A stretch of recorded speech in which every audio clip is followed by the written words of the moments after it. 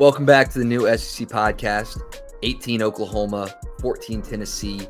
Tennessee fans got what they wanted, a night game in Neyland. They're going to be wearing the All Blacks. It's going to be a big game. I mean, huge for both of these two teams as they kind of find themselves on the outside looking in. But a win here wouldn't propel them maybe back into the conversation for the playoffs. Tennessee, a favorite in this game.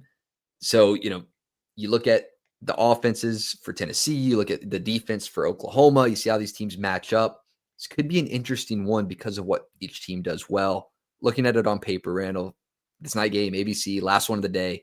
What do you think? Yeah, I think I'm excited for this one. It's got like a Halloween spooky vibe. They're going to wear those black jerseys. It's Saturday night, November 1st. A little Halloween's on Friday. It could get spooky on either side. It's tough to win in Neyland. We saw Georgia do it this season. And Oklahoma's kind of playing for their season right now. And so I think that this one could be an interesting one. You got a defensive genius in Brent Venables. You got an offensive mind in Josh Heupel, who's avoiding the coaching carousel discussions and having his name linked to other jobs. Probably want to keep it that way if you're a Tennessee fan. And so with this one being right now a 56.5 point over under, Vegas sees a lot of scoring. And what do you see when you see that over under?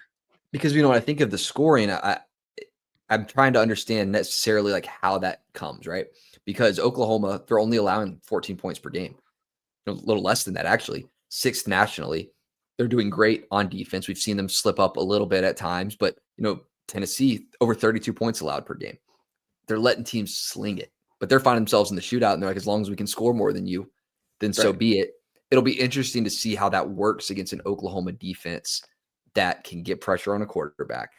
We know the stats. I mean, Oklahoma is one of the best teams in the nation in getting sacks. Tennessee, kind of similarly, is good at getting quarterback pressure. It's the defensive back play because of the injuries that's letting teams get that yak yardage, get things rolling. Yeah, it's definitely what's letting teams kind of get that yak yardage and get things going. And I think the Oklahoma stats still ring true. And in this game, it kind of feels like our prediction for Oklahoma Ole Miss. I said, Oklahoma hasn't seen an offense like Ole Miss. Oklahoma has seen an offense like Ole Miss, and they're going to see one with Tennessee, right? Yeah. On the flip side, Oklahoma, this is the worst defense they've played besides the G5 competition. Yeah. So last week, you saw Robinson had 109 yards, 2 touchdowns on the ground, Mateer 223 in the air. I mean, if Cutter Boley's getting 5 touchdowns, what can Mateer do this game is really the question to me. I agree with that. I'm going to take it maybe one level deeper. I think it's what can his receivers do in this game, because it's really about how these receivers are taking advantage of the Tennessee defensive back struggles, injuries. They're letting guys get yards after catch, like no doubt right now. Like the Tennessee DBs are letting, Ty Redmond, they're letting guys get the ball and run. And Satania is one of the best in the SEC at doing that. They're hitting him in stride on slants. He's getting it moving. It's helped Mateer alleviate some of the pressure that's been getting through with some injuries on the O-line, being able to work his ball to his receivers fast.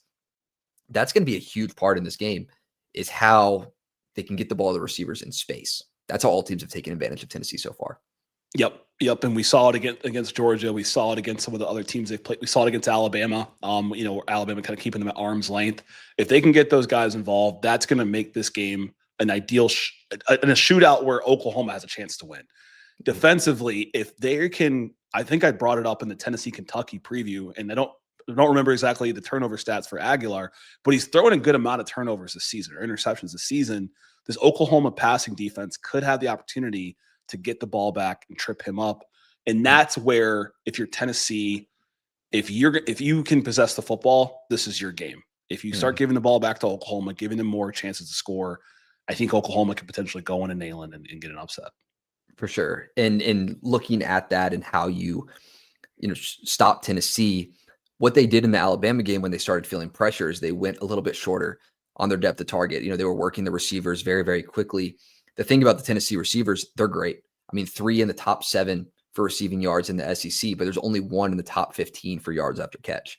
They're giving the ball deep. with not a lot of room to run afterwards, or they're hitting them quick and teams are collapsing on it. So if you're Oklahoma, make sure that you're collapsing on that play.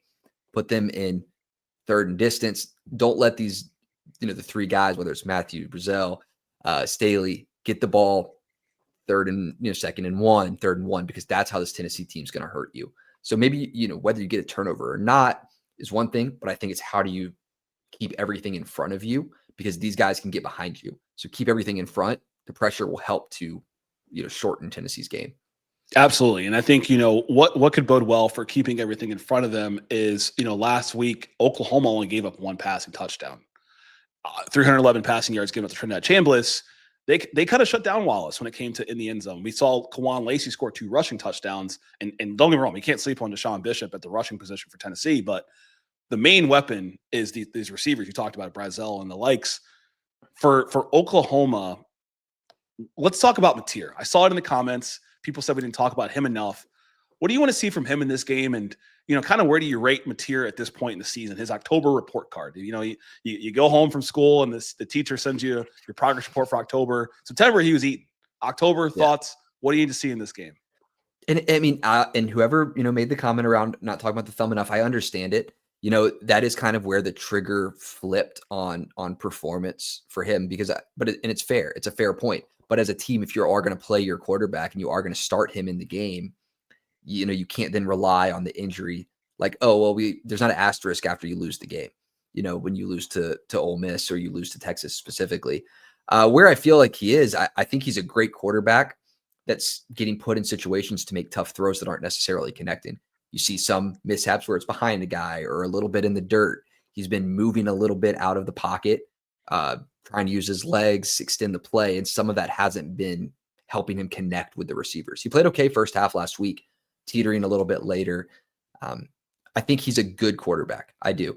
But I think that he's having a tough time stringing it together for a full performance these past couple of weeks. Yeah, I would agree with you there. And I think, there's been a lot of grace extended to him. But a lot of these quarterbacks in the SEC right now are new quarterbacks that are doing things, right? Diego Pavia's played a full season in the SEC. Okay, we'll give him that. Trinidad Chambliss, this is his first time doing it. And he played D2 last year in Michigan. Mateer played FBS, group of 5 at Washington State. So we've been impressed by what we've seen here this season. He's going to have to turn it up even more to finish the season off with Tennessee and the Alabamas.